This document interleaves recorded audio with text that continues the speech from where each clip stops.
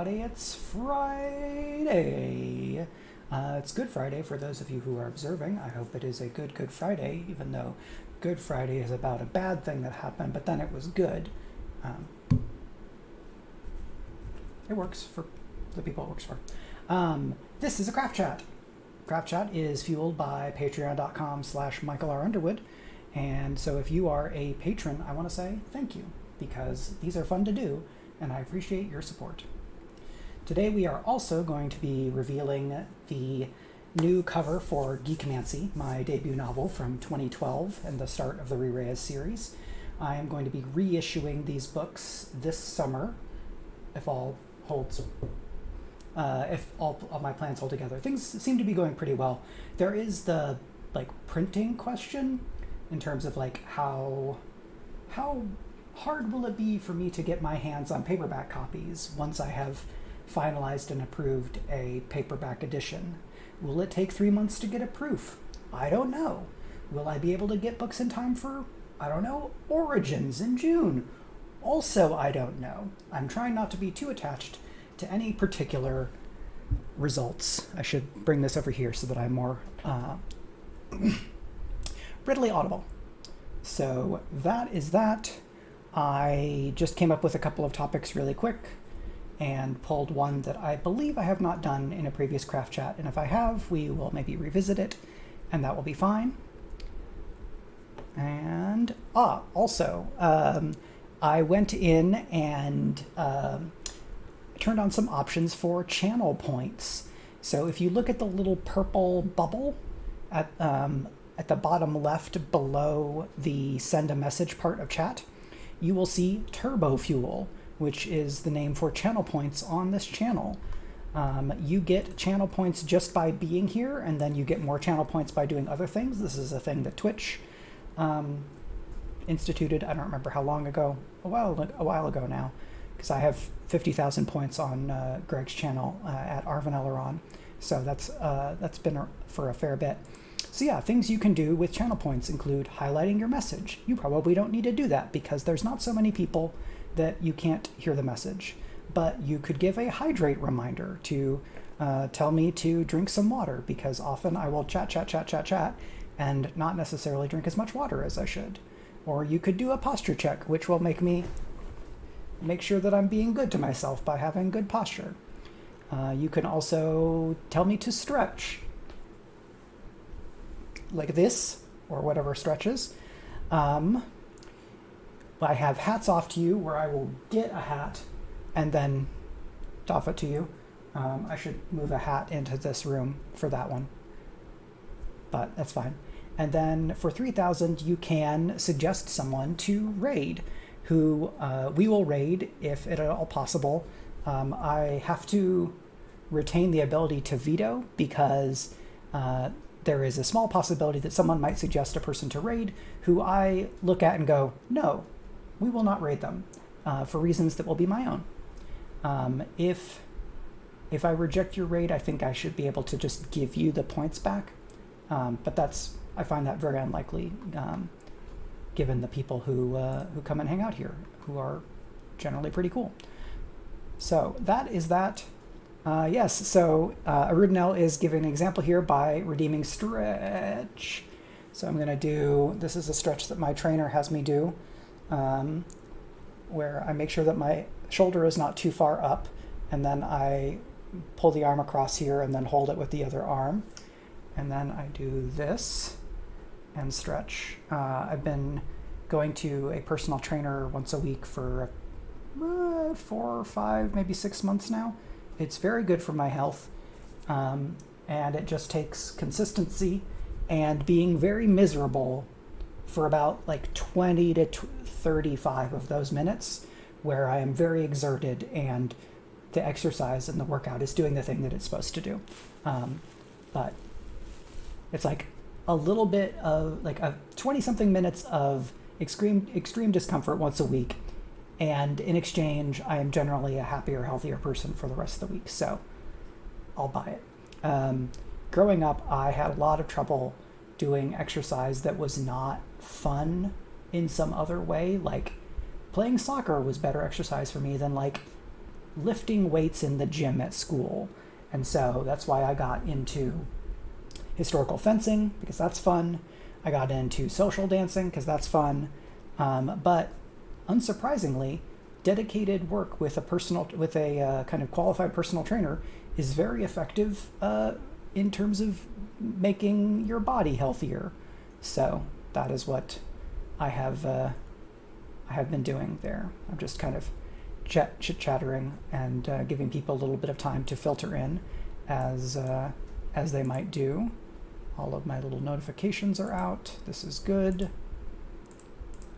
Yeah, so if you are a supporter over at Patreon, which I should put the little command in here. Hello, the kids are asleep.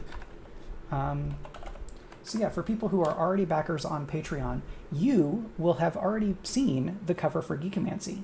Or you can if you go to my page, because if you're a patron, you can see the post, but the post is patrons only. And that is why what I'm doing here on this channel is the public cover reveal. The kids are asleep. Saw that earlier because we are writer buddies, and she gave me some notes on the first version of the cover. So yeah, I think I will do like maybe one topic and then I'll do the cover reveal in the hopes that maybe some more people will come by. So I have 3 topics one that I have actually prepared because I took notes on it a while ago, and then 2 topics I came up with but have not done a lot of specific like typing out prep. And I will walk through those, and then if anyone who is here has a specific preference, then we can dive in with that one and talk about it for a while. So what I have right now is scaling challenge in TTRPGs. Specifically, my thoughts are most applicable to Forged in the Dark games because it's what I've been playing the most in the last few years. I feel like I've talked about this, but I don't know if it was in a craft chat. We'll see. So that's one option. The second one is setting expectations early in a work, and I'm thinking mostly fiction here. Setting expectations so that you can filter out the readers or the fans or the people engaging with your stuff. You can filter out the people who you don't want watching or reading it because they're not going to have a great time. Like if I'm writing a really fast-paced action-oriented book, I want to communicate to readers very early that it's going to be a fast-paced action-oriented book, because if for whatever reason they came to my book looking for like a really languid, lyrical, deep character exploration that doesn't involve a lot of like explosions or whatever, they're not going to have a good time reading this book if they are wanting it to be a different kind of book. So this is something that I am working on and will be kind of talking my way through the thoughts that I already have for that topic, because I've not done a lot of writing about it. But it's something that I've been thinking about because it came up in the Better Faster Academy class that I'm taking right now, which is called Strengths for Writers, using Gallup's trademarked, reserved, we own this stuff because we did all of the science for it, Clifton Strengths system. I don't own the Clifton Strengths system. I've been taking classes with somebody who is a Gallup certified coach, and she has her own ideas about how these things work as they apply to writers. I don't own that either, but having taken those classes, I've been thinking about how this might help me in thinking about my own writing and kind of career stuff, and how I can try to be a happier, more successful author, and being more successful at the things that count as success for me, because success looks different for everybody. So the last topic of those 3 is strengths for writing. So it's this Clifton Strength system, talking about some of my experience that I've had. I've written a little bit on it for Patreon, but not talked a lot publicly about it. So again, overview, because there's more people here. 3 topics that I have in mind for today, and if you have questions, please go ahead and ask them in the chat, and I will add them to that list to think about. Option 1, scaling challenge in tabletop RPGs, specifically Forged in the Dark games. 2, setting expectations early in a work so that you can communicate to readers what kind of story this thing is, so that the people who will like it or are more likely to like it will know to stick around and get excited, and that people who are maybe less likely or not inclined to like it will not think that this is that this is something else. Basically, making it clear to readers early on, this is what kind of thing this is, and here's what to expect. And then the third is strengths for writing. So we've got to vote for 2 or 3.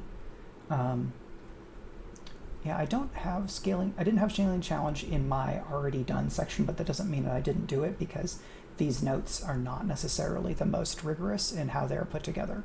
So that's fine.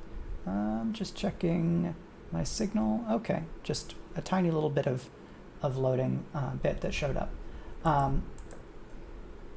Yeah, why don't I start with setting expectations, because that's actually a topic that I've thought some about, but don't have a whole, I don't have a whole essay's worth of ideas just off the top of my head, because I'm still thinking about this.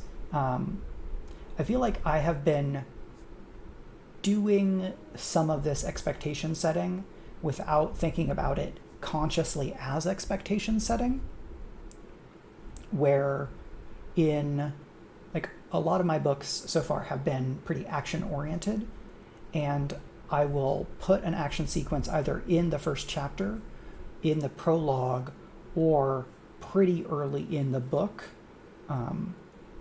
to communicate that that's the type of thing that you should be expecting from this novel. So let's go back and look at some of the examples. In Geekomancy, somebody shows up kind of hurried and desperate for a specific thing in chapter 1 of Geekomancy, and the chapter ends with a big boom sound and like a cliffhanger. And then that opening is more like action things are happening and there's a bit of mystery. In Shield and Crocus, the first chapter opens with kind of somebody doing their own thing and then leaping into action and jumping out a window and using a grappling hook to go swinging and getting somewhere. So that's action. Genrenauts, episode 1, the Shootout Solution, opens with a prologue where Mallory is pinned down under fire in the Western world. So fighting and mortal danger is happening even before we are introduced to Leah, who is the kind of entry point POV character for the audience, kind of the audience surrogate character for that series, because she's the person who's new and has to learn about what the Genrenauts are and what they do. The Younger Gods does not as much have an action opening. There is a thing that is a threat that happens off screen that the main character learns about. But that book, while it has a lot of action, is also deeply interior, because it's in first person and a lot of it is about the voice of that main character and spending time with them and getting a sense of how they see the world and what crap they've gone through to become the person that they are and deal with things as they are dealing with them.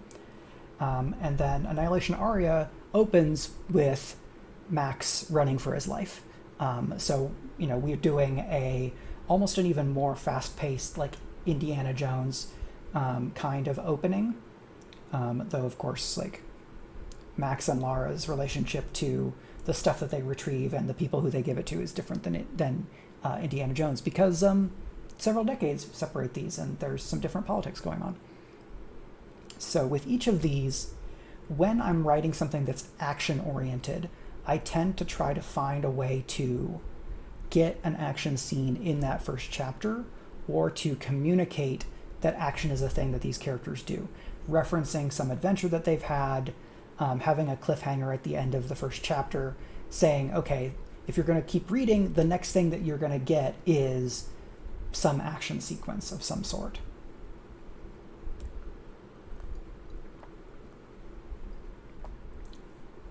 And so that I think I've already gotten a decent handle on, though with any given novel, there's a very good chance that I have written 2 or possibly 3 different chapters to be the first chapter of the book. Sometimes when I'm writing, I will basically take a couple of chapters worth of material to warm up and get to know the character and get a sense of the world, and then I will go back and pull those chapters out. Or what I did with Annihilation Aria is that I took the beginning and kept it, but then I put in more material before before the first chapter that I wrote in the timeline. I went, oh, okay, actually the start should be earlier, and here's how that sets other things up. And then I changed what used to be the first chapter because it was no longer the opening. It didn't have to introduce as many things as it would have when it if it was going to be the actual first chapter of the project.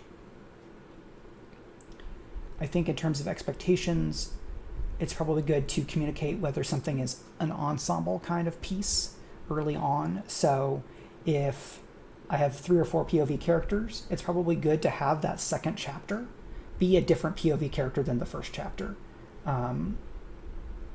There's going to be exceptions to this, but I think in general, if I'm a reader, I want to know pretty soon whether I'm going to be following really one person or if we're going to be bouncing between several different POVs. I will need to get to know each character, which can be a little bit tricky. You go, okay, here's 2,000 words with character A, and then chapter 2 is 2,000 words with character B, and then chapter 3 is 2,000 words with character C. And now I've gotten to know each of these characters, but only a little bit.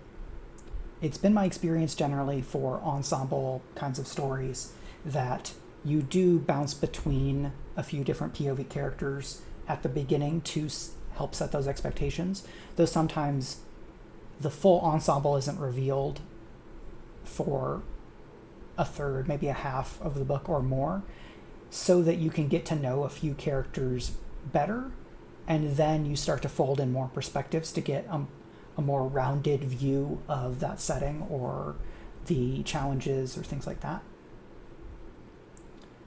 The way that you use language and kind of the balance of like literary to commercial, exterior to interior, how much characters are like emotionally processing what's happening and thinking about them internally before they react.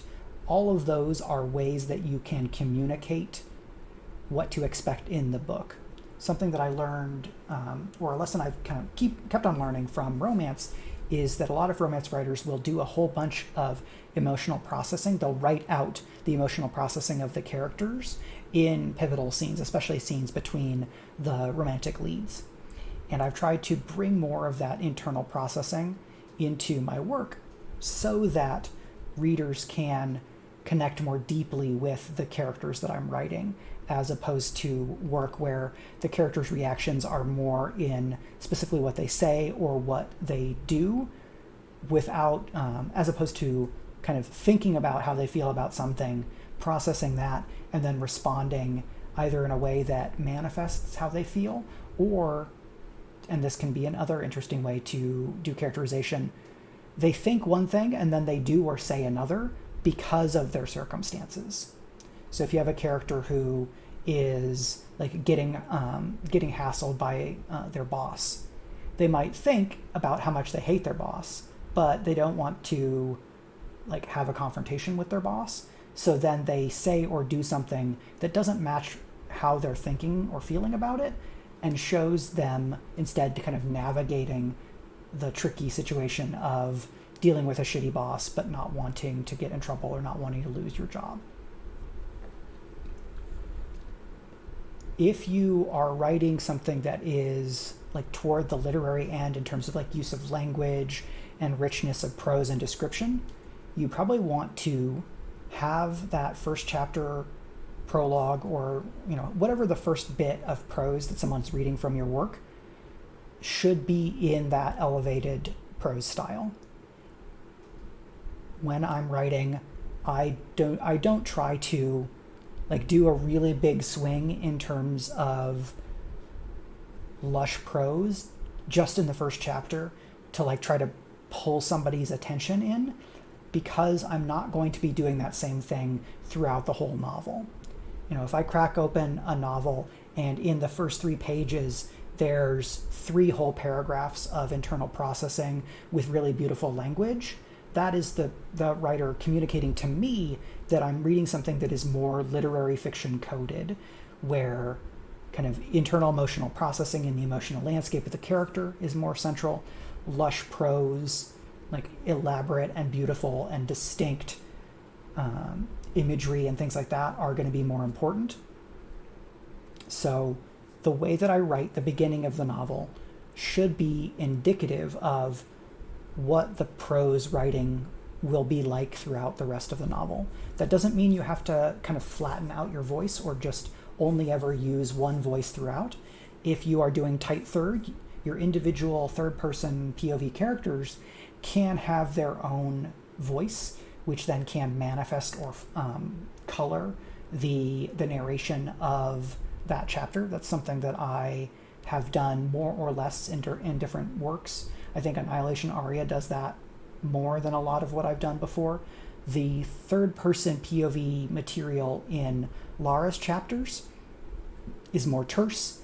More of it is filtered through how she evaluates threats, whereas the chapters that are written from Arek's point of view kind of bring his cultural worldview along with it all, throughout those chapters, even when we're not directly getting his word-for-word thoughts. And I think that has been really good for me because it helps distinguish the characters and get some of the things that I like about first person without having to necessarily take as many of the limitations of first person as I might otherwise. With tight third, I feel like I can describe more of what's happening in the world without feeling like I am saying that the POV character specifically is logging and thinking through every different thing that they're seeing.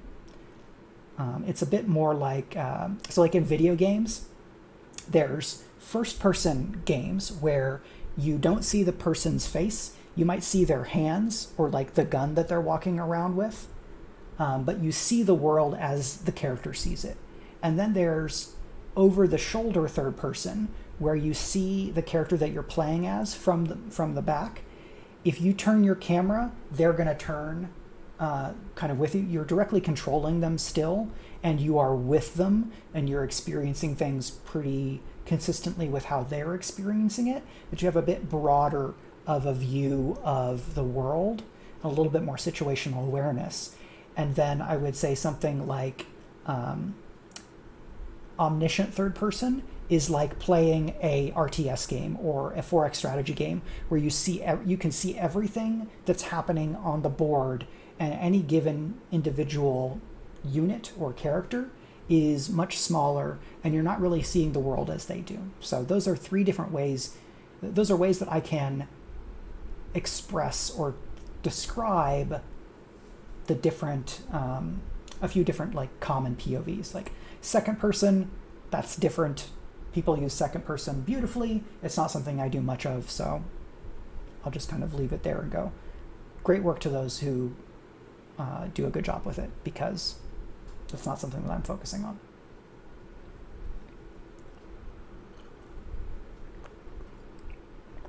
But, that's more. It's gotten hot here, and so my water glass is sweating. I got a new desk mat to go with my fancy new keyboard that is supposed to be better for my dog body, because it's a split keyboard. And so I can just have my hands like this. If I have my hands here, I can just drop them right down, versus normal keyboarding where my hands are usually like this, kind of they're coming together, and so my arms are folded. Anyway, so like it's hot, and so the glass is sweating a bunch, right? And that's more moisture on the desk mat than I actually want to do, because I don't know how much that can take without getting warped or whatever. And it's nice, and I want to keep it nice as much as I can. And there's a reason that I have a kind of a little placemat up on this desk that just lives here, because that's where the sodas are, sodas and water. Anyway, that's your brief tour through how I manage my desk. Yeah, I would ditto that. The kids are asleep. Begin as you mean to go on is a pretty good take on this. Something that I think about a lot, and this comes from my sales background and from my work at Angry Robot, is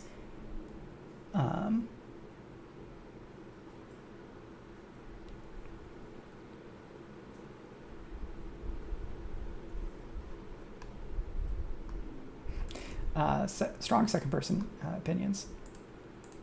I think there's a way to do a good job with basically anything in terms of different techniques. I think that second person is generally under-taught and therefore under appreciated and less understood.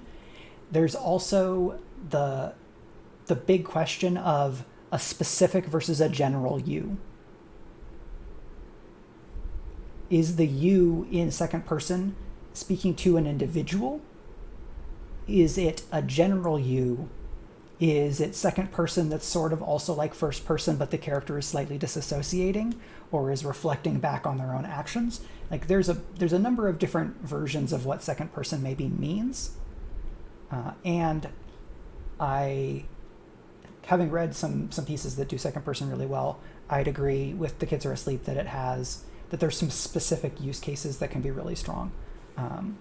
But there's also a number of opportunities for it to go poorly, because there is a little bit of like a culpability or an implication in second person.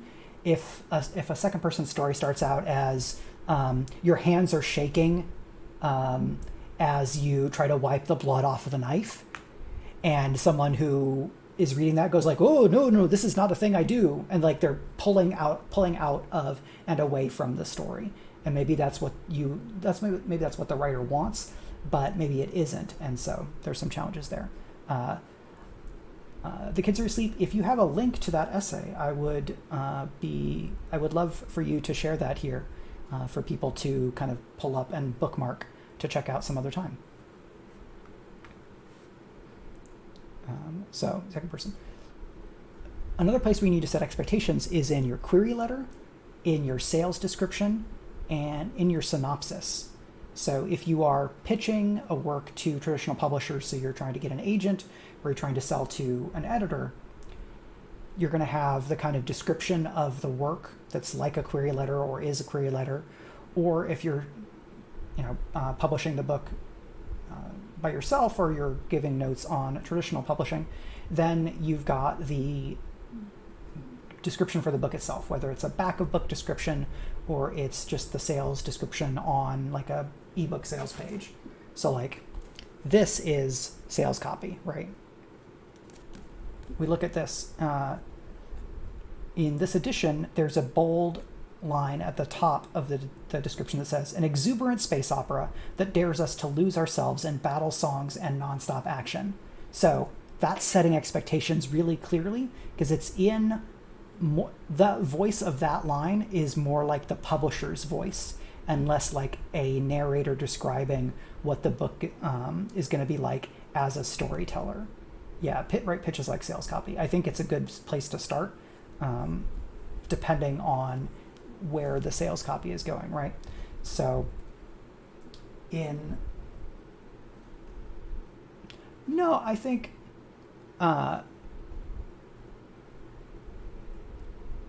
if I'm thinking about like back of book copy, then sales copy. If I'm thinking about pitches to colleagues, I may not go as hard into sales language, but what I will do is I'm still pitching, so I'm still using some of those skills, but I'm probably relying more on higher context information within the field. So the mecha story that I'm writing, if I was pitching it to a certain subset of agents or editors, like at a convention, and I knew that they were familiar with some of the touchstones that I'm using for this work, I would use the more specific comparisons compared to rather than the more generic ones that I would use for something else. So the thing that I'm working on is inspired in no small part by some of the stuff that happened in Friends at the Table season Partisan, and in some expectation of their next season, which is called Palisade, in the same setting. So if I'm talking to like Carl Engel Laird, who I have talked about Friends at the Table with, like at various conventions or like in Twitter DMs or whatever, and I'm talking about this project, I would say, oh, okay, well, like it's like Palisade meets this other thing, because I know that we have this shared language that's more specific. If I was writing the sales copy for that book, like in collaboration with somebody at an editor, or I don't want to self-publish that book, but if somehow I ended up self-publishing it, the sales copy that I put on the Amazon page or the like bookshop.org page would probably not say Friends at the Table's Palisade meets something, because not enough people are going to know what that is, which is a shame because Friends at the Table is a very good show. I'm going to use a much more wide casting net kind of comparison. I will probably say Mobile Suit Gundam instead of Palisade, because it's a much more widely known thing that's associated with mechs and mecha as a genre. So you set expectations with your comps. In a synopsis, I believe that a synopsis should read like the book reads. If your book is humorous, the synopsis should convey that humor. If the work is really tight, introspective first person, the synopsis doesn't have to be in first person, but it should convey that tight focus on this person and their emotional landscape. More of the synopsis should be about, here's how this character feels as these things are happening.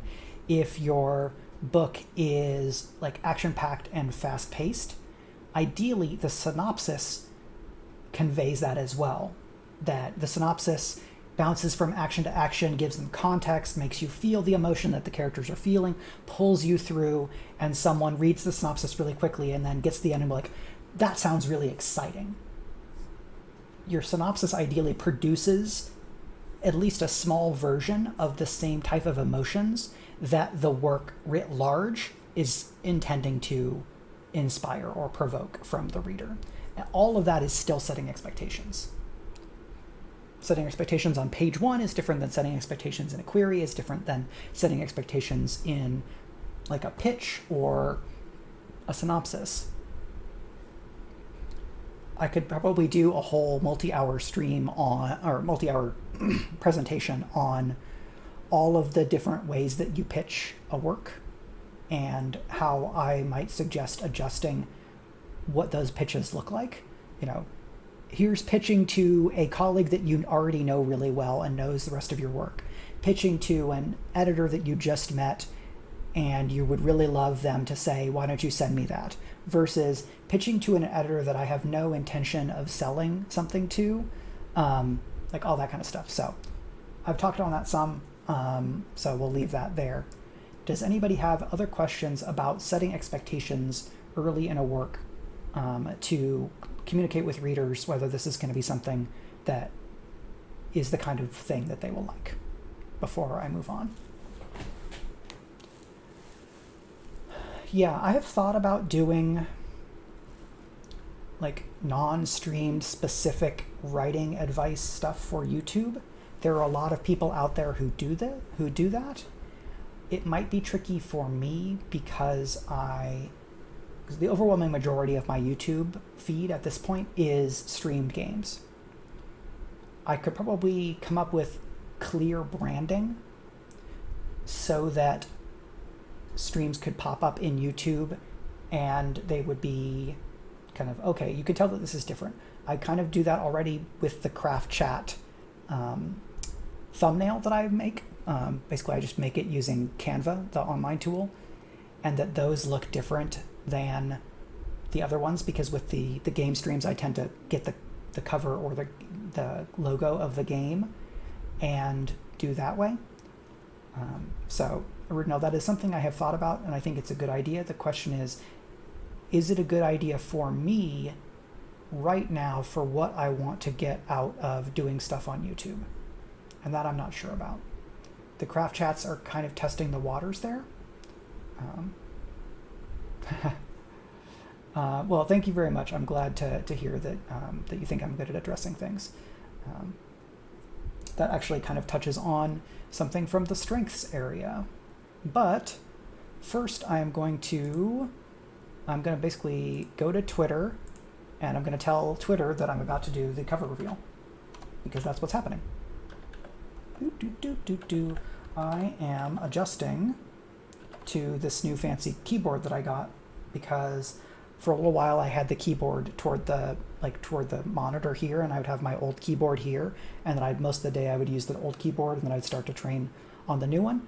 And I don't think that's going to go fast enough for me, so I've just decided to throw myself into the deep end and force myself to use the new keyboard until I get fast enough at it that it's basically the same as the old keyboard. We'll see how that goes. I don't know. I'm only a couple days into this approach.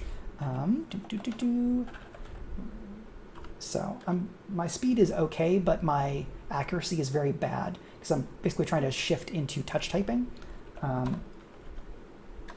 After having been a 3 or 4 finger hunt and peck typist for most of my life, because I never learned to touch type properly. Any type of typing that works for you is fine typing.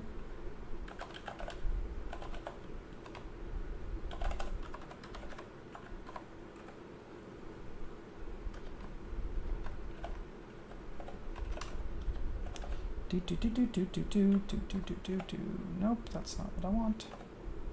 What am I doing?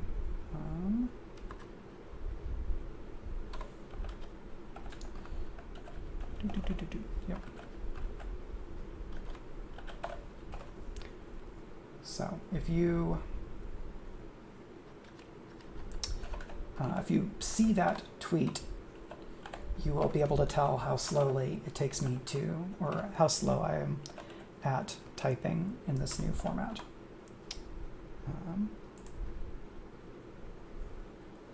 But I will only get better.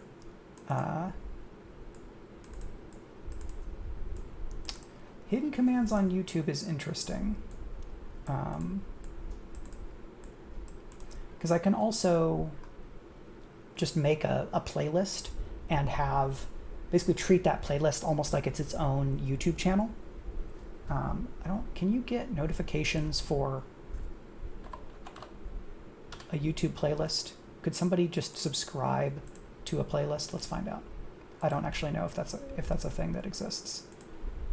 I have made playlists, so I'm going to go to that. So you can share. So I guess somebody could add videos. I don't know that someone can subscribe to a playlist. So that's a downside. So ideally I would be able to let somebody subscribe to that specific playlist.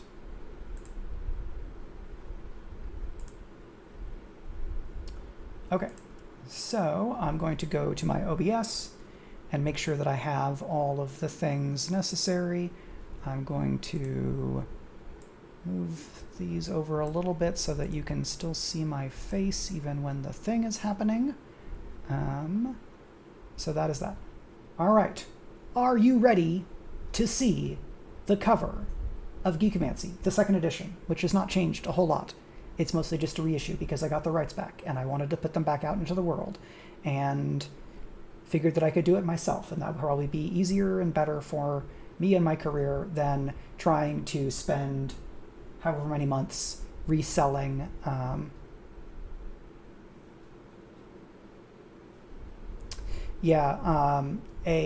so original on the keyboard size, one of the one of the staff at Waypoint, the games site that I follow, is a big proponent of like the 65 to 75% keyboard. What I have is an Ergodox Easy, which I think is like the equivalent of a 75-ish% keyboard, but it's a split keyboard, and so it's wacky. Anyway, we've got that.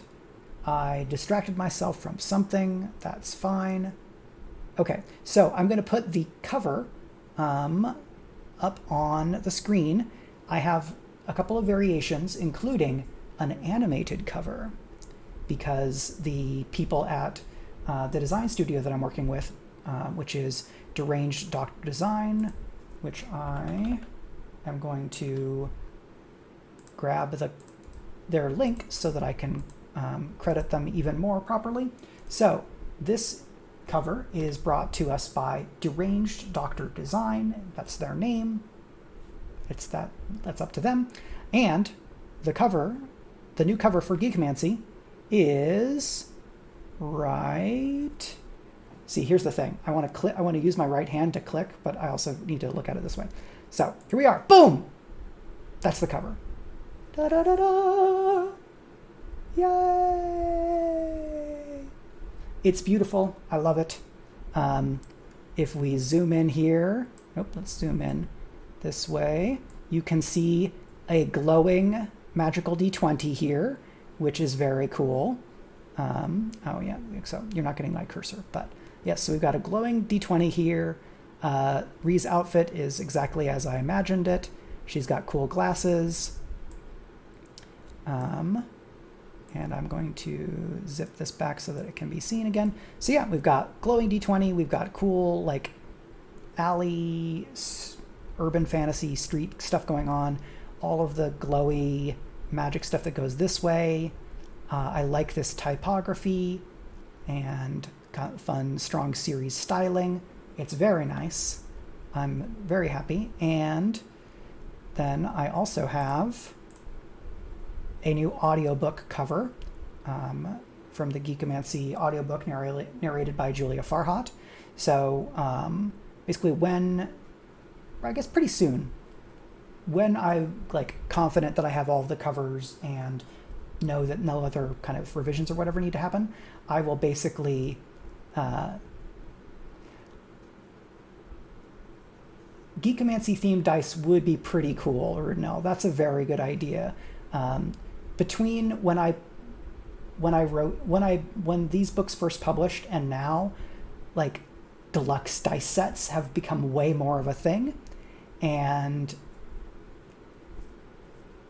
I like that idea. I will make plotty fingers and think about this. Deluxe custom dice set for Roll20 to like roll the dice on screen would be pretty cool.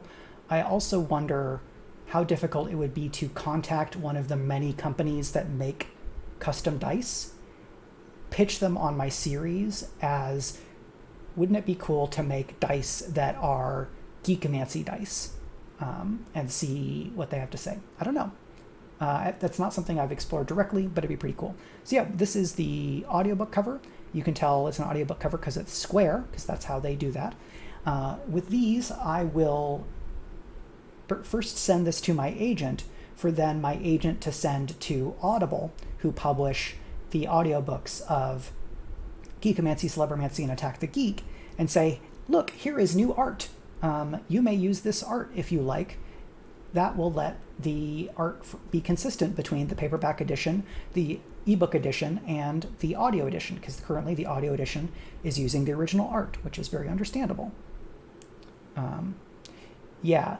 A nice thing about the package that I paid for is they knew that they were going to make an audiobook cover for me from the very beginning. So they set up the cover art so that it would still look good when it was cropped for audiobook, which I really like, and they did a great job. So that is the audiobook edition, but wait, there's more. In the past few years, especially like independent cover designers, but not exclusively, publishers have started doing animated book covers, which is something that is very fun, really only works / matters in the digital space. but that's still going to be, I think, the vast majority of where this book sells. Most of the physical copies that sell will probably be sold by me by hand at conventions. So we have a animated cover that you should be able to see now, with the text kind of fading in over the course of a few seconds and glowy magic stuff happening all around.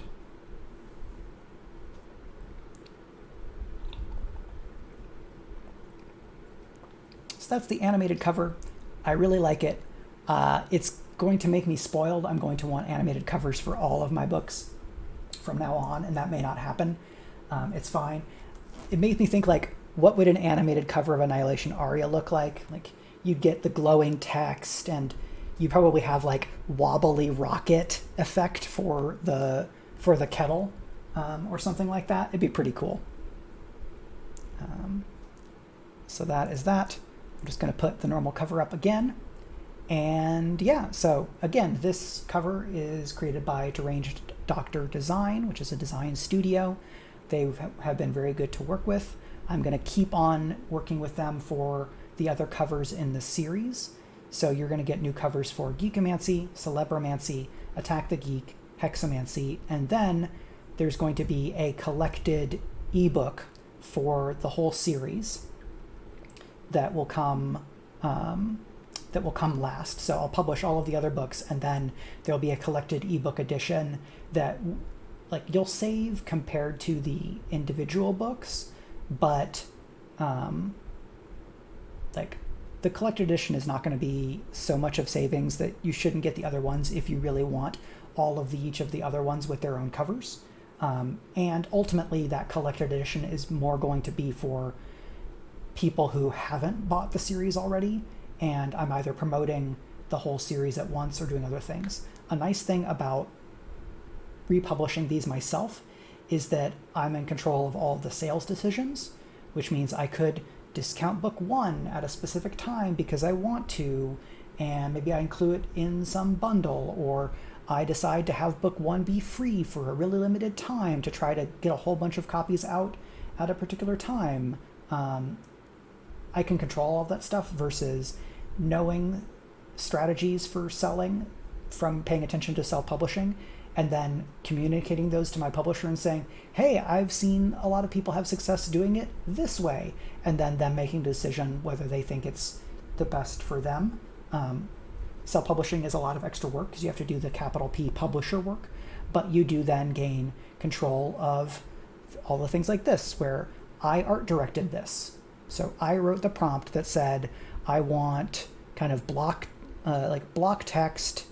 I want my kind of my name line to look mostly like my name line has looked in a lot of my other books, so that it looks consistent. Here's what I want the lead character to look like. The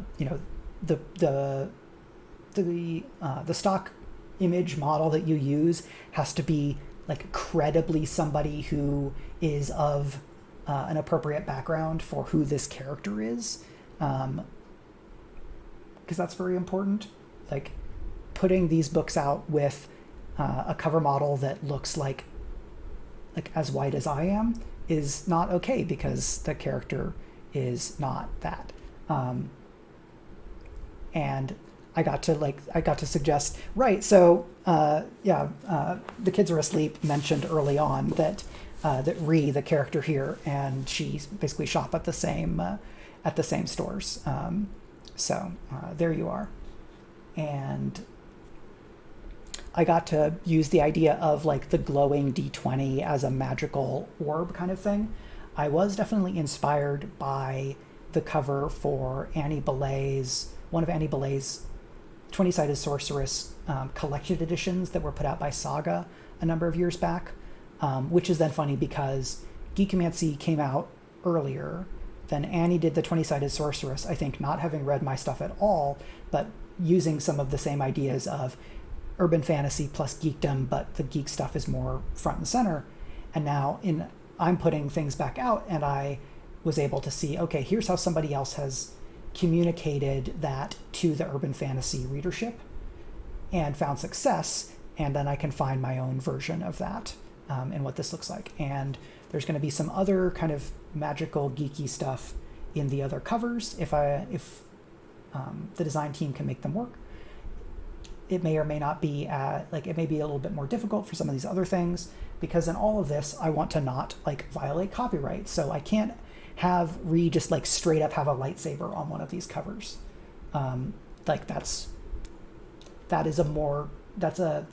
That feels like it's over a line that I don't want to cross in terms of something that somebody might credibly believe was a Star Wars product when it's not.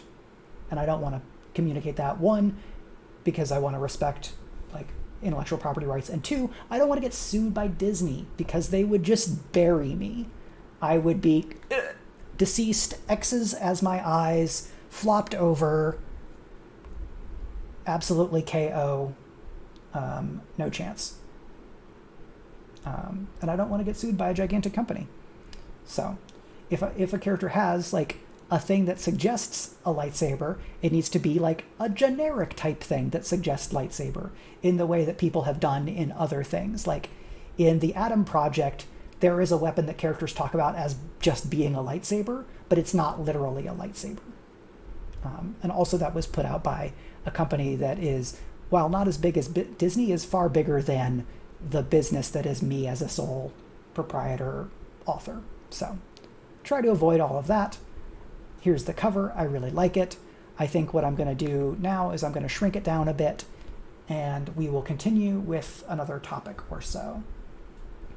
So we're going to make this a bit smaller. Let's see, we can probably put that.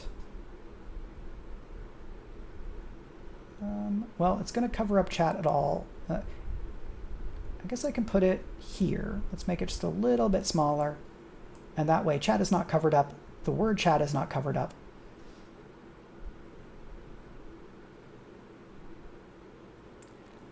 Original, I like all of that. That would be very cool. I don't know, like I know I would buy that for me, and I would be very excited, and then maybe I would buy copies to like sell at a convention. I don't know. I don't know if there are enough people who really like Geekomancy to make that make a specialty tie-in product financially viable. It probably depends on the partners, and it depends on how much the appeal of that thing would carry beyond people who are specifically interested in the series. But I'm going to write this down, and I'm going to put your suggestion into a document, and I'm going to make sure to credit you in that so I don't forget that you are the one who had that idea. And that would be pretty cool if we get to a future where this series is popular enough that there's like specific Geekomancy themed merch. That'd be pretty cool. When I had my debut launch a few weeks after the book came out initially in ebook, a friend of mine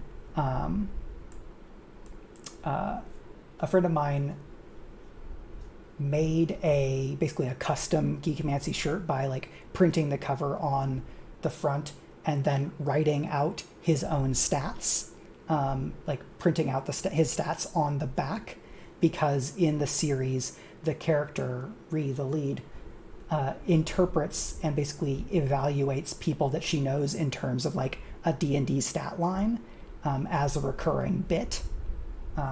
Not because that's the only way she can understand the world, but because it's a funny bit. So that would be pretty fun. We've got the cover there. I am hoping to get the rough of the second cover in the next week or so, which if I do and it goes well, we will probably be able to reveal the second book cover in another 2 or 3 weeks. And maybe we can have one of these cover reveals every month for a while. That could be pretty cool. So I'm going to remind everyone that if you were a subscriber at Patreon, you could have already seen this cover. I'm going to keep on sending these to Patreon subscribers first, as one of the many thank yous for the kind of ongoing support that they give there. People also are supporters here, and I'm very grateful for that as well. But Patreon is kind of where I'm putting more focus right now. Light and passion. I'm going to make a note of that as well. Hello, Triffity Mats. Thanks for coming by, and thank you.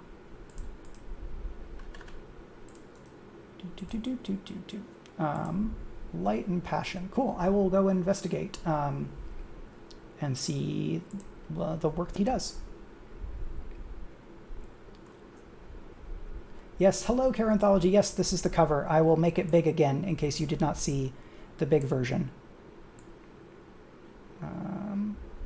Okay. Ta-da! I like it very much.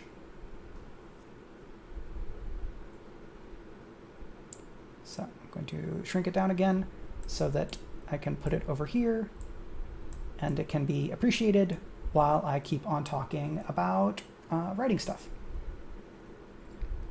Yay, thank you. I'm very glad that you all like it. When I got the rough, I shared it with a couple of writer friends just to make sure that I wasn't alone in liking it. Like, because if everybody else that, you know, if a bunch of colleagues were like, I mean, I guess it's fine, then I would have to kind of reevaluate what I was thinking. But the response has been very positive, and I got good notes from people, and they are reflected in this version. So yeah, animated covers. It's a thing that I am going to want to never go back from. Very fun. Yeah, if you're able to look closely, the D20 orb artifact actually kind of rotates and is hovering as the cover animates. So that's very cool. But that may be distracting, so I'm going to switch back to the normal version. And yeah, so we're at 2 p.m. I think I'll probably go until about 2:30 or so. And the other topic, so I had two other topics vaguely sort of prepared. Excuse me. One, I think The Kids Are Asleep is correct that I talked about some previously. And the other one is talking about the Clifton strength system as it, as I understand it from the class that I took from the Better Faster Academy. So I want to be really clear that this is all stuff, this is all my understanding of things that are part of like another company's how they do stuff. So Better Faster Academy is the website for this company. The founder, kind of president, owner, I don't remember what term she gave herself, is Becca Syme, who is an author, I think, of romance and cozy mystery and nonfiction books. If you have heard of Dear Writer, You Need to Quit, that nonfiction book about writing and writing advice, that is the same person, Becca Syme. So Becca, for 20-ish years or so now, has been a Gallup certified coach in the Clifton strength system. This is a psychometrics system invented by somebody Clifton, but Biff Clifton, I don't remember the name. It's like Dr. Clifton something. Dr. something Clifton. Who's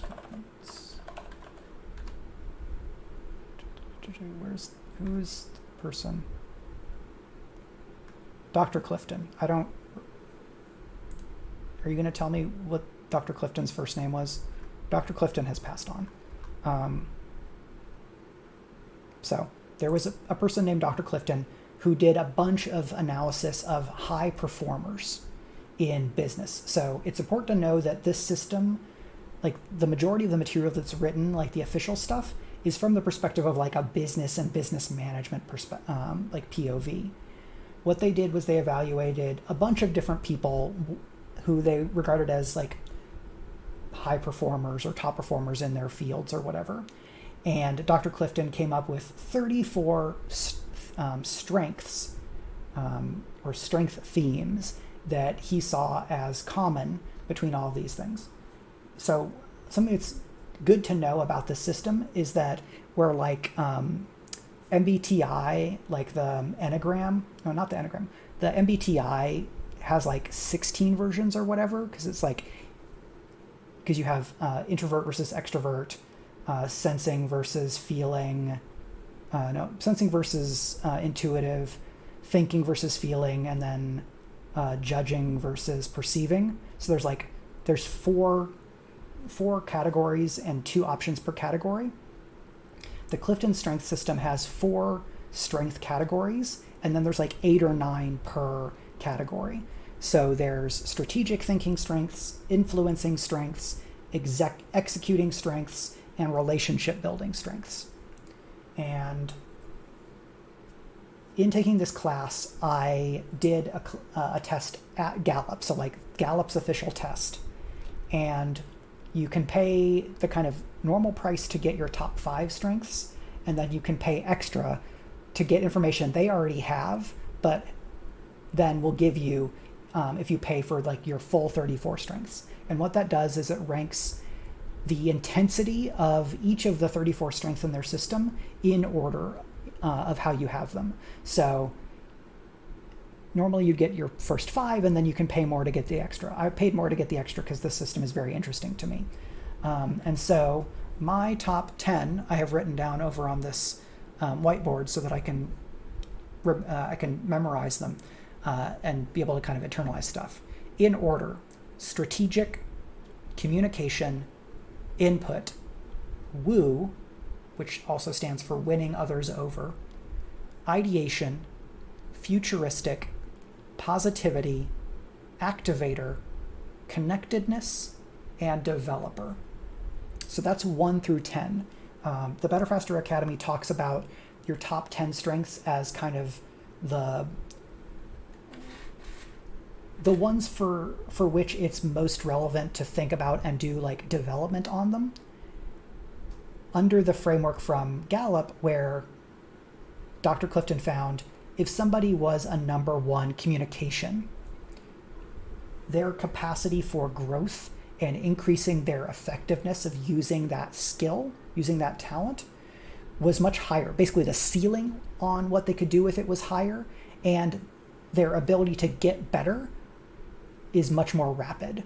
So if someone if I have number 2 in communication and somebody else has number 12 in communication, and we start kind of a class that will make us better at using those skills at the same time, and we have basically the same experience with the class, like there isn't some other weird factors that are different, I, as a number 2 communication, am predicted to get larger results and greater gains than the person for whom communication is 12th. So it's like aptitude and capacity. A strength represents what you can already do with it, but also, and perhaps more importantly, your kind of like ability to get better / skill ceiling. A study that Becca, the leader, the Better Faster person, tells a lot is about some elementary school kids who had like a reading speed evaluation. They're like, okay, so there's this chunk of kids who are already really fast at reading, and then here's a chunk of kids for whom, like, whose reading skill is like basically on par with average for their age group and other factors. These like kids from both of these sets of kind of results, like the kind of already fast readers and the kind of average speed readers, or like more normative speed readers, median maybe, they both get a speed reading class. The kids who were already fast readers got a ton faster by like a gigantic amount. The kids whose reading speed was kind of average still got notably faster, but the amount the faster kids increased was drastically higher. So they went from like 300 to 3,000 words a minute, or maybe like 500 to 3,000. So they improved by like a factor of 4 or 5. It's always harder to improve someone's SAT score if they started at 1400 versus someone with a 1000. Yeah, I don't know enough about how that system works versus the Clifton system. I'm sure people have done analysis of that, but I can't really speak to it. So for the Better Faster Academy, what they've done is all of their coaches are Gallup certified as strengths coaches. So Gallup has said, this system that we own and created well enough to go and then coach people using this framework. So Becca at Better Faster Academy is a Gallup certified strengths coach. I am absolutely not. Don't take my advice on this. One, because Gallup might get angry, and two, because I don't know enough. This is me describing my understanding of how this works. So, butt covered.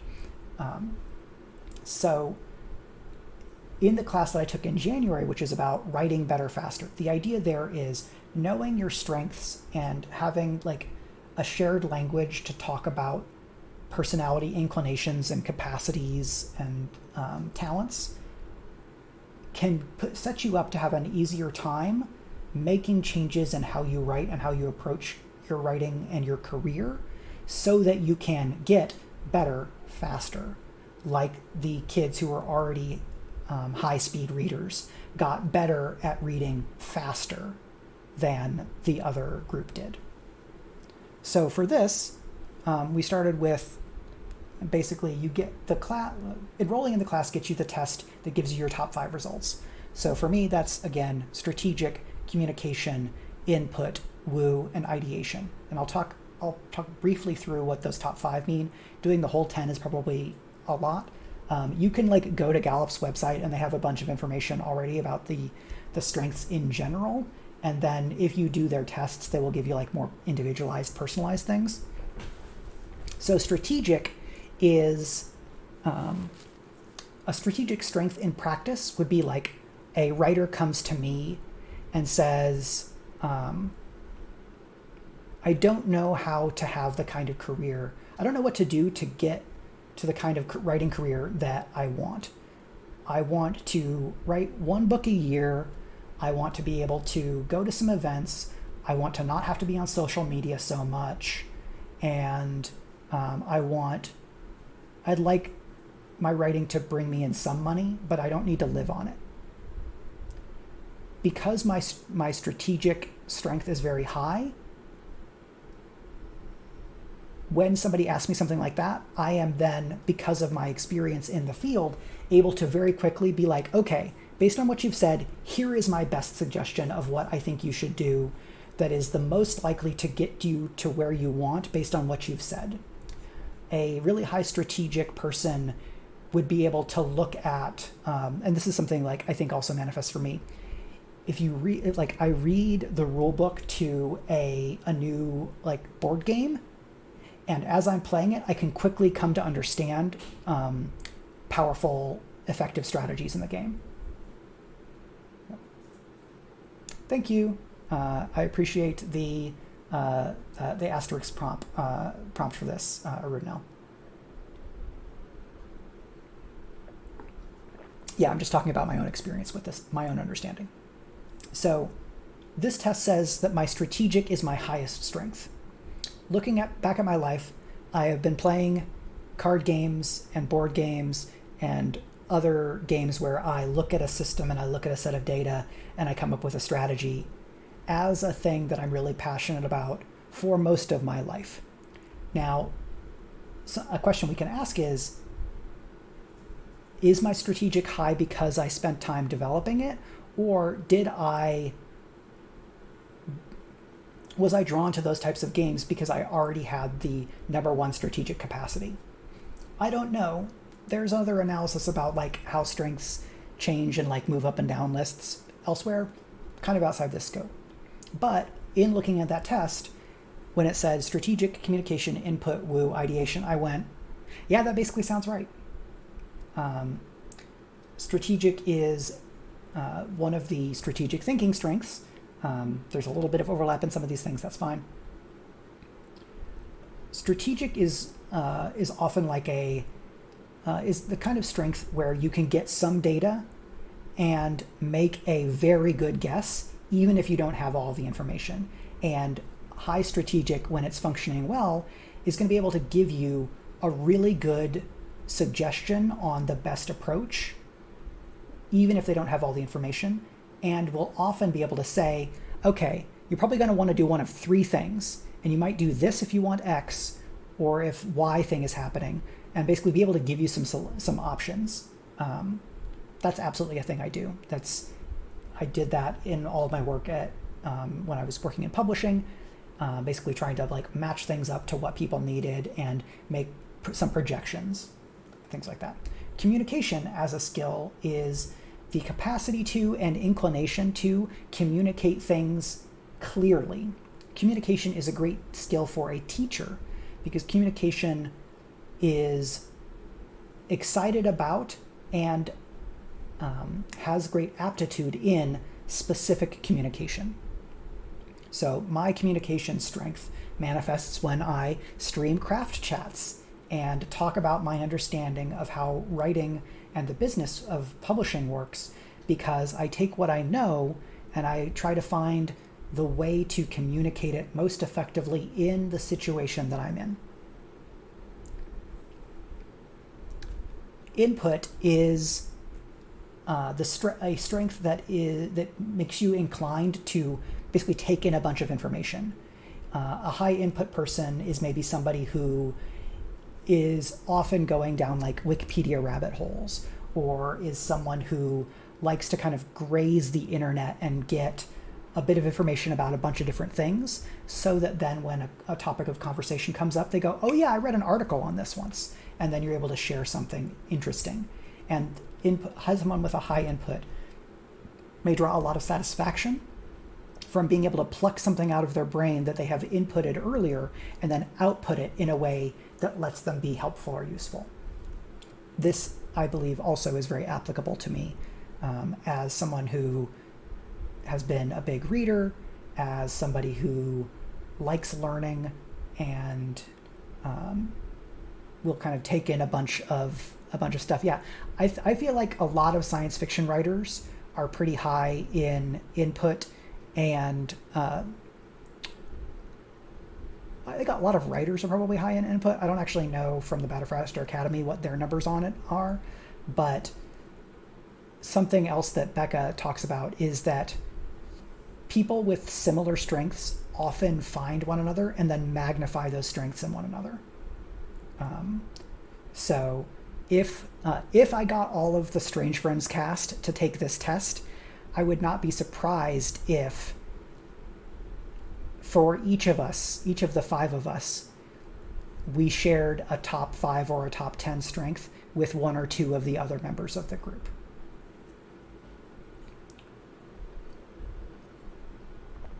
I'm not sure.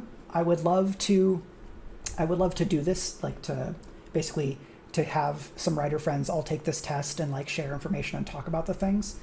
The Write Better Faster class and what Becca does more broadly, like she really, really would love a world where the strengths language is really broadly understood in like among writers in general, so that we would have more specific language that could help explain some of the things that are like, it depends on who you are, like it depends on individuals. Like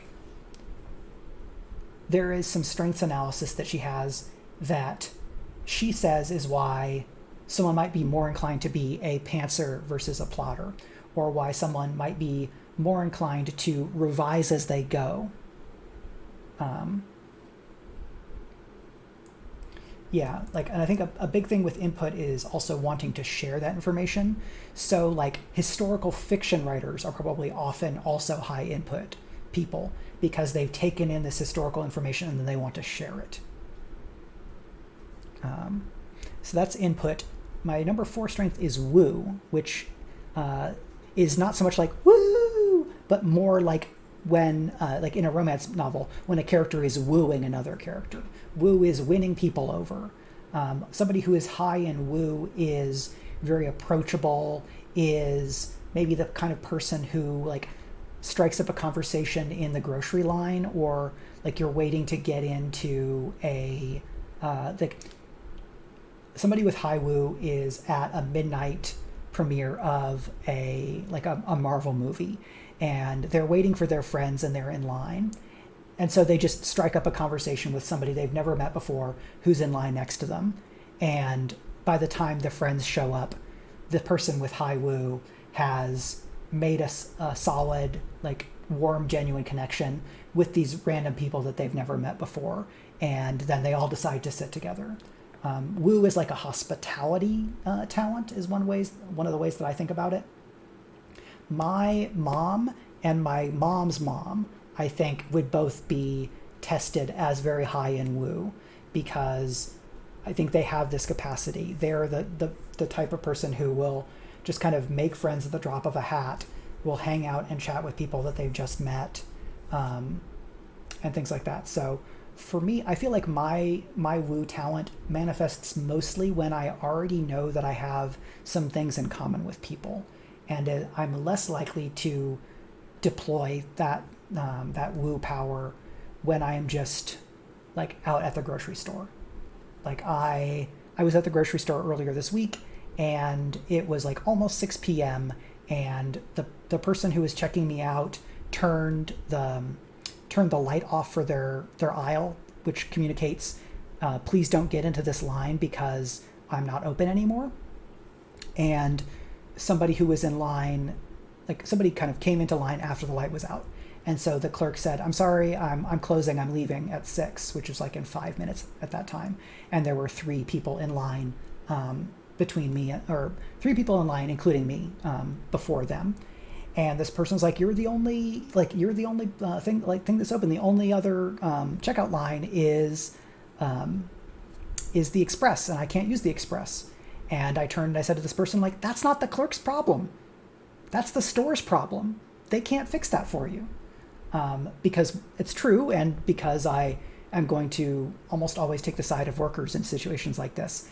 And then like turned back to the clerk after this person had left and chatted a little bit about like, you're fine, this is not your fault. Like, absolutely you should be able to leave when you need to leave. You need to go, like, you've got a life to live, right?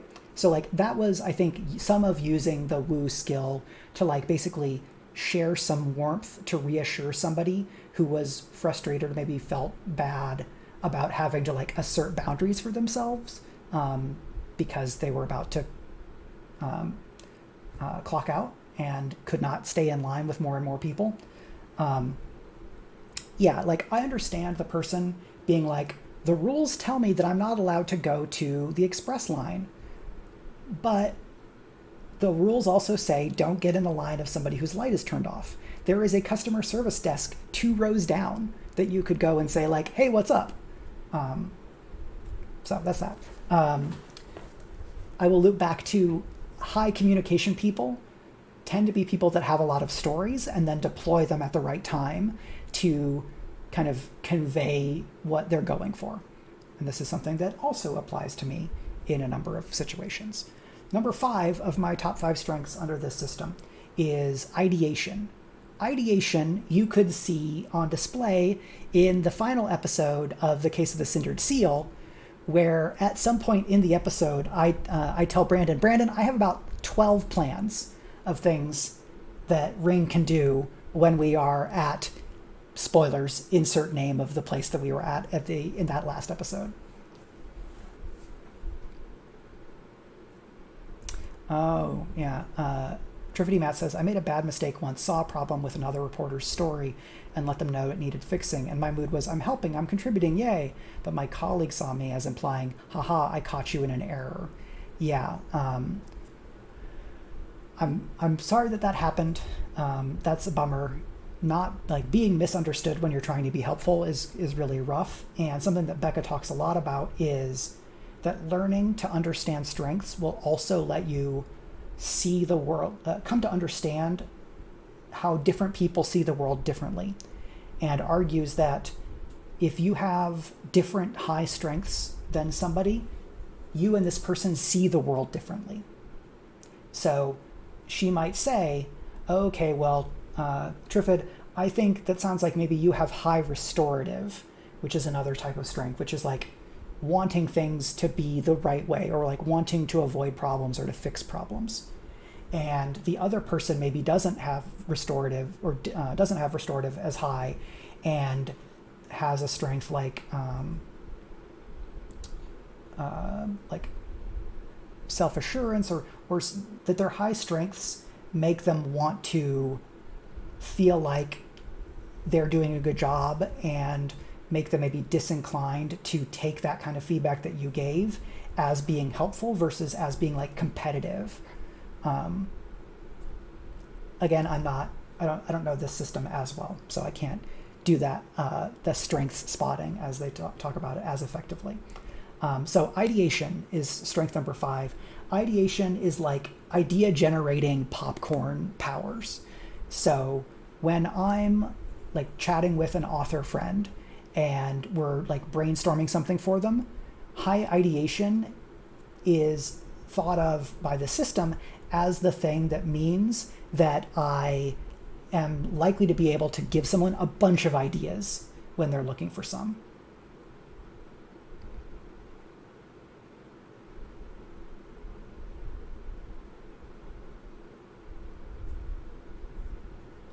Yeah, I would definitely agree that the store should have been able to take care of it, and that ultimately it's the management's task to make sure that the customers are able to have like a smooth checkout experience.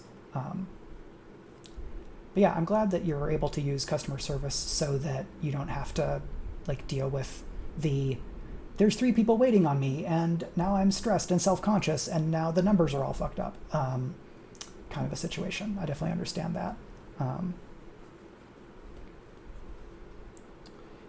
And so yeah, ideation is really good for writing because properly developed. So ideation is not just having ideas, but also iterating on ideas. So if you have a high ideation person in your team at work or something, and you're brainstorming something, having a high ideation person on the team probably means that you're going to get a higher volume of ideas, and that you're going to be able to then move through to better and better ideas more rapidly, because the ideation person may be more equipped to be able to go, okay, we thought about A, B, and C, but we don't like the thing about B, so what if we do these variations on C? And there's like more to all of these. Some of these I'm better at explaining than others because ideation just makes a lot of sense to me because of how I think about who I am as a person and how my brain works.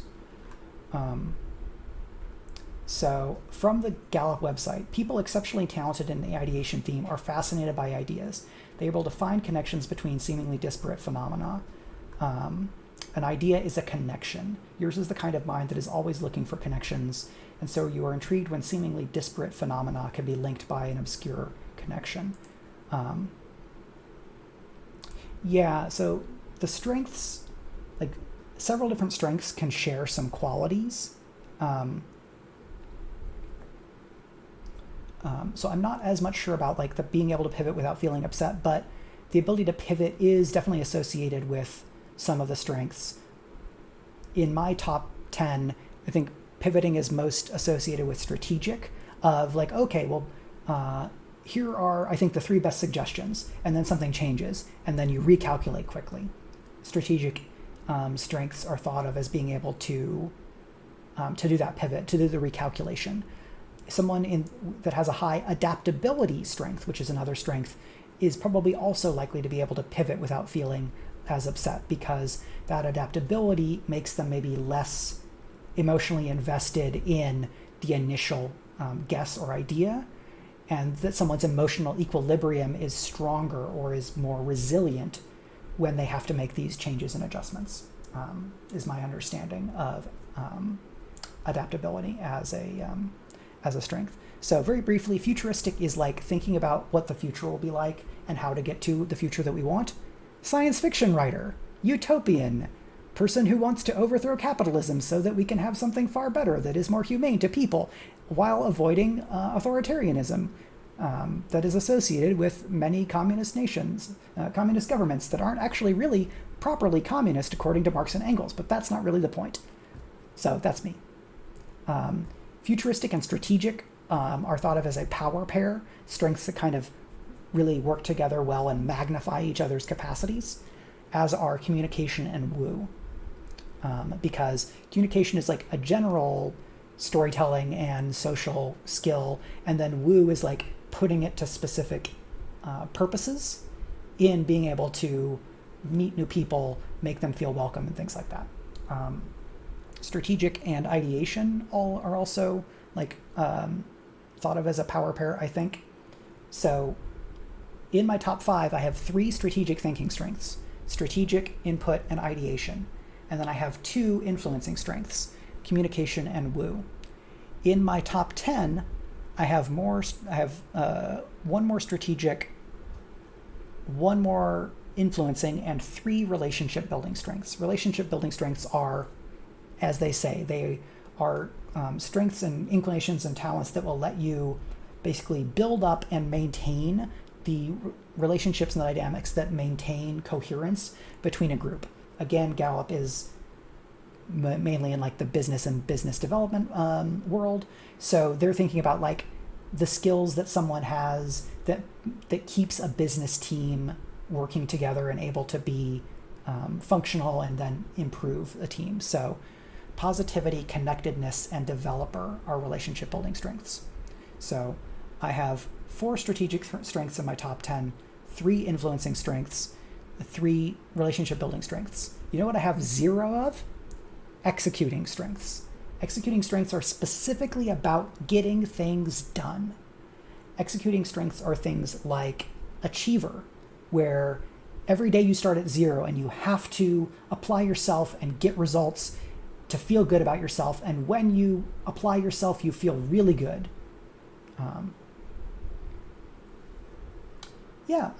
Thanks for hanging out, Arudinel. I hope you enjoy the rest of it when you're able to get to it. So other executing strengths are belief, like you have a strong belief in a particular thing and that motivates you to act. Belief is my highest executing strength at 19, but that doesn't mean that I can't get things done. Clearly I can, because I've written and published several books.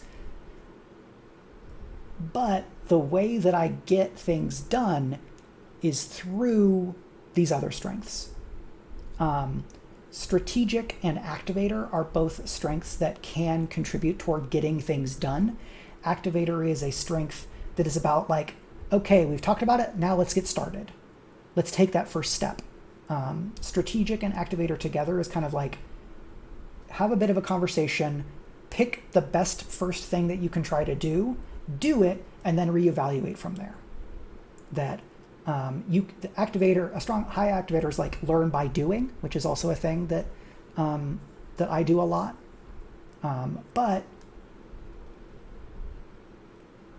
the motivations are different, I guess, is one way to think about it. Like early on in the Better Faster class, when I got my full report and I saw that my executing strength was at number 19, I was like, oh, look, executive dysfunction, probably ADHD. Yeah, big mood, sadness.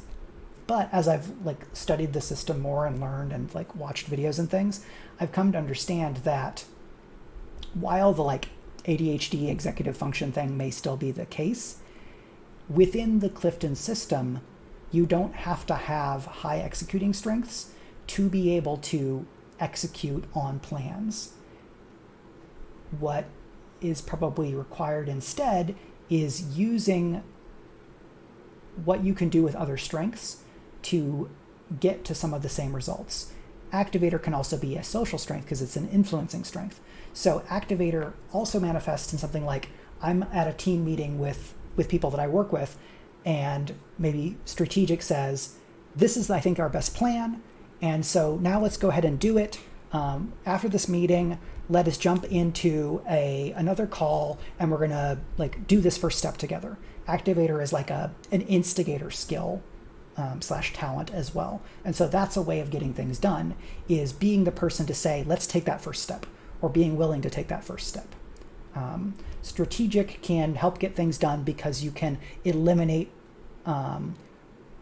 approaches or ideas that are less likely to be successful. When you look at, okay, here's 100 things we could do, strategic maybe is the strength that will help someone say, well, we can count these 90 out because I think they are the least likely to succeed, and here's our top 10 best chances. It's a lot easier to get started when you have 5 or 10 options versus 100 for a lot of people. It varies. Something that is interesting about the system is that it can be used to try to communicate and talk through all of the different ways that people are different people. And that one person who's really good at something that's described by maybe the input strength, they do that in a different way than somebody else who also has the high input strength, because those strengths are surrounded by and informed by other strengths.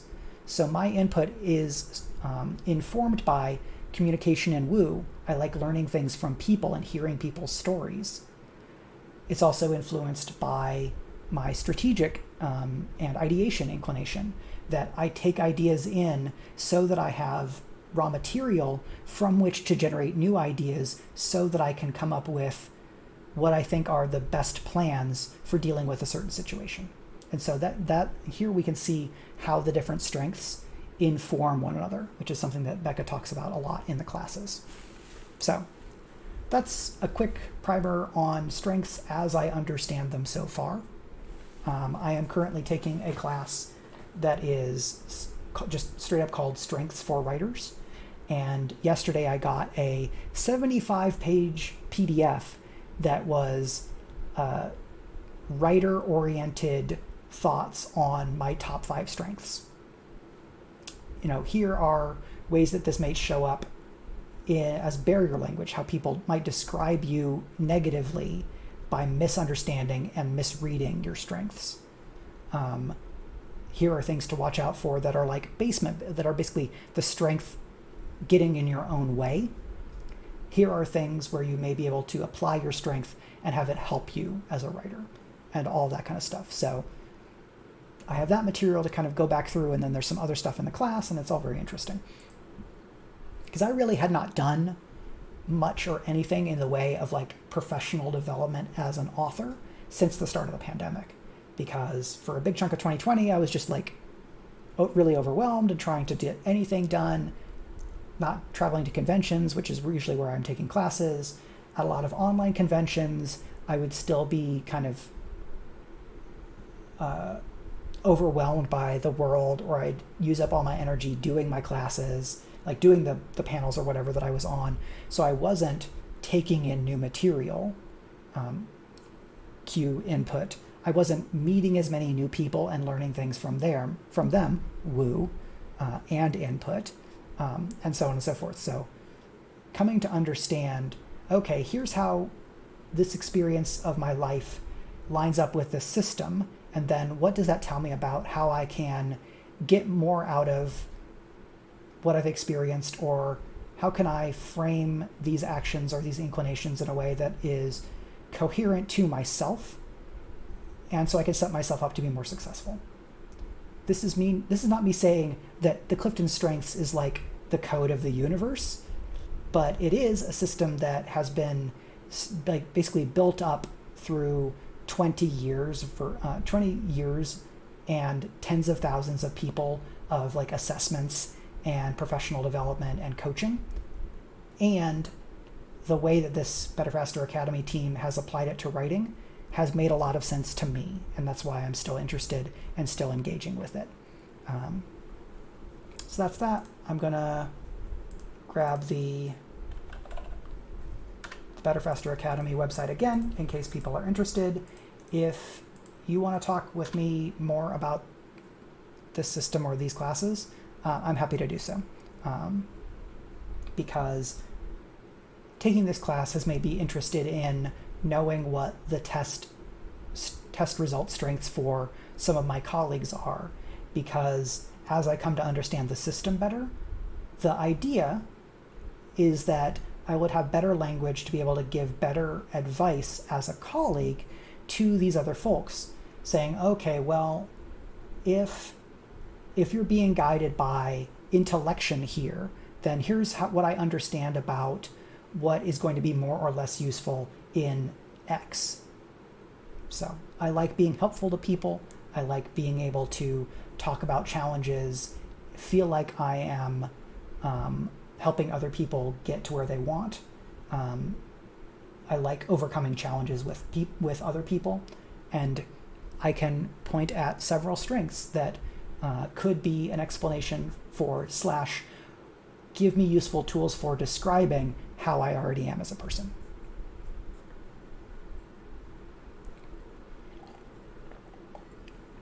Because I understand a lot of people are leery of like psychometrics and personality tests, and I have definitely been so as well. This seems to have more utility than I have found in other systems. And maybe that's just for me.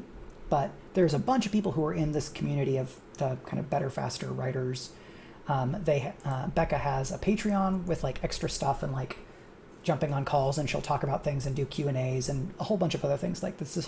It's a big community, and she's coached thousands and thousands of people over her 20-year career. And somewhere along the line, she started focusing specifically on writers.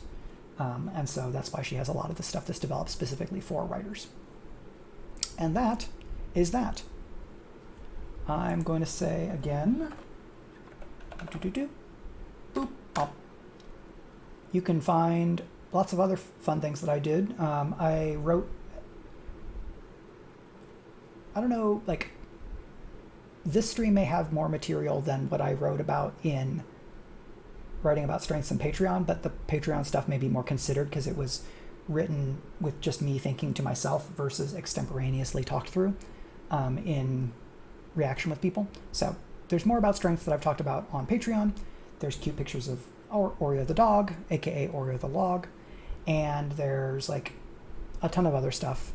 I have been working on a sales page for the Genrenauts role-playing game because I feel like I'm getting pretty close to being able to I'm close to have it in a position where I'm going to want to talk about it much more broadly and much more actively as a thing that, like, I'm doing this thing. It's going to be a thing that you can buy in the world, which probably looks like selling a still in progress version via itch and then looking for somebody to be the publisher for the game, ideally to do more development with me on it, because I have not.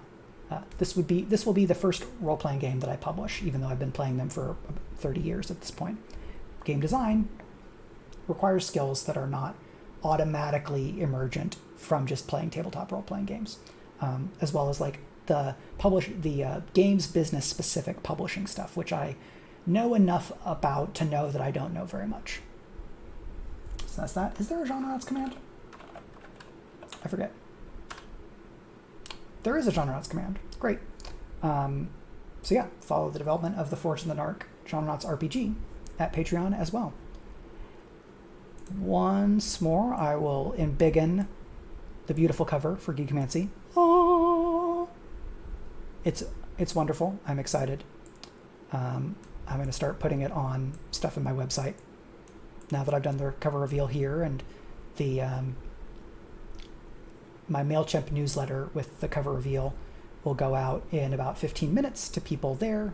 Basically, it's a small subsection of that list because I'm going to mostly want to hit my mailing list when I have pre-order buttons, so the people who don't know me as well and are just kind of more casually following me, when I give them the cover, I can say, here's a new cover. Here's where you can order it if you haven't bought this before. Make it as easy for someone as possible for them to place an order for this thing that I'm reissuing and hoping to basically breathe new life into the series. So that's all that. This has been a Friday stream, a Patreon-fueled craft chat, and this will show up on YouTube in about a day or so.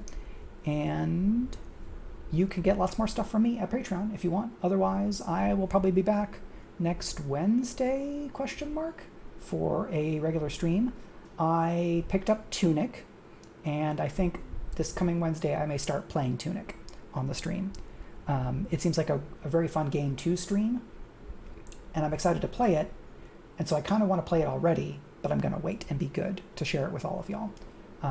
Depending on how that goes, I may not stream all of it because I may be too excited to play it, but maybe that just means I'll stream more, and then we'll play through all of it together.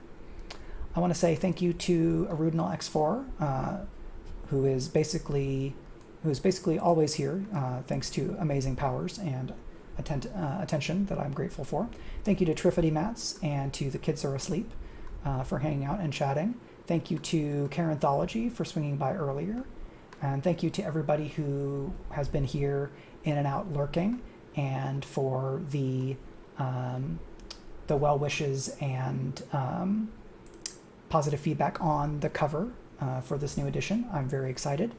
And now I'm going to go and stretch a bit and probably treadmill and hang out with Meg, because it's going to be the weekend for her, and we have a long weekend that we'll get to hang out, and that will be very nice and not have to work. So great to see you all. Thanks for coming by. Take care. I should figure out who to raid.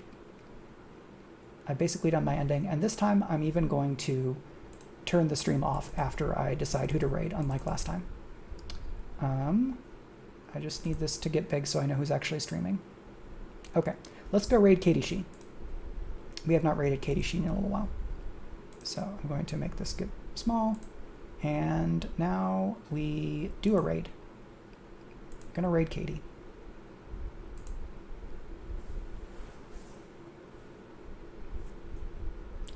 Ready to raid in 5, 4, 3, 2, 1. Let's go.